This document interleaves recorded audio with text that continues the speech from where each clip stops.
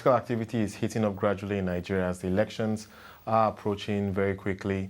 We've seen a lot of activity in that front, particularly with the ruling People's Democratic Party. We saw some northern leaders recently pretty much endorsing President Goodluck Jonathan for a second term, even though within the party there are views that there is an agreement in principle to zone the party candidature to the north of Nigeria. But joining us in the studio today to give us some insight into that point, and of course to the recent constitutional amendment in Nigeria, is Okoyemi Agbaje, who is Managing Director at Resources and Trust Company. Thanks so much, Oyemi, for coming. Thank you. Right, let's start with the that point I made about the northern leaders. How significant is that move? It's significant. The gathering was by no means a lightweight gathering. We had three fairly influential co-chairmen of the sessions, Professor Jerry Gana, right, Chief Solomon La, and Ambassador Hassan Adamu, as well as Alhaji Shehu Malami. These are substantial people, politicians from the north, in right, northern regional politics. And in particular, it's significant that Alhaji Shehu Malami, who could have been Sultan of Sokoto, and Ambassador Hassan Adamu, both of whom are Muslims from the Hausa Fulani North, were such critical figures in that assembly.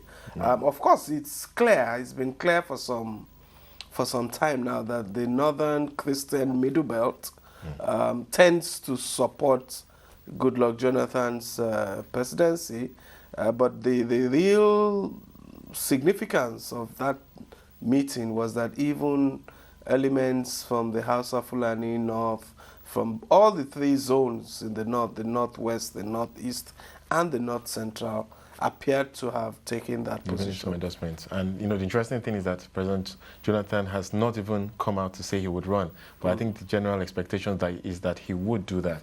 But anyway, coming back to constitutional reforms that we saw last week, very historical in the history of Nigeria. We've never seen constitutional reform of that sort. Can you just touch on the major changes and the impact that you think this will have? Yes, some of them are quite significant. We have a provision that would prevent the type of crisis we had when late President Yar'Adua was away for months. Right. It's that mandates presidents and governors to transmit a letter that they're going on vacation. And if they don't, the House can do that after 21 days. Right. So that's an important one. Also, we have provisions that institute financial autonomy for the judiciary, for the Independent Electoral Commission, and for the National Assembly, the National Legislature. But interestingly, again, the state legislature. Yeah, that's a very unfortunate aspect of this. Apparently, the state legislators voted against their own financial autonomy. Incredible. Obviously, under pressure from their governors, right, who would like to continue to dictate the pace of decision making at the state levels.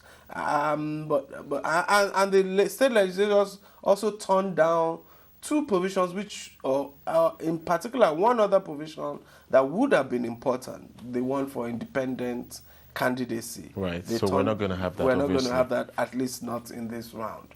But other useful provisions were passed, changing the schedule for presidential and governorship elections. They now have to take place 120 to 150 days before the expiration of... Which means we must have elections by January. We would have to have elections in January for the presidency and for the governorship. Now that is crucial, if I can just elaborate on that point, because obviously we recently got a new chairman for INEC, for the Electoral Commission, and thinking about it now, we have just 5 months to prepare for that election. That would be a logistical challenge. By all accounts, we need a new voters register to have credible and fairly conducted elections. Beyond that, I think we need to re-engineer the process of conducting elections in Nigeria. We need a lot of public education. We need a lot of voter training. We need to decide on the technology and all the aspects of elections. And we have 5 months. And we have just a few months. Moreover, the party conventions will now have to happen perhaps pretty in much August in or 3 September, months from now, so that they can have candidates. So we're going to have a fairly tight transition period, given this amendment that has been passed. Okay, let's just move on, maybe on a final note.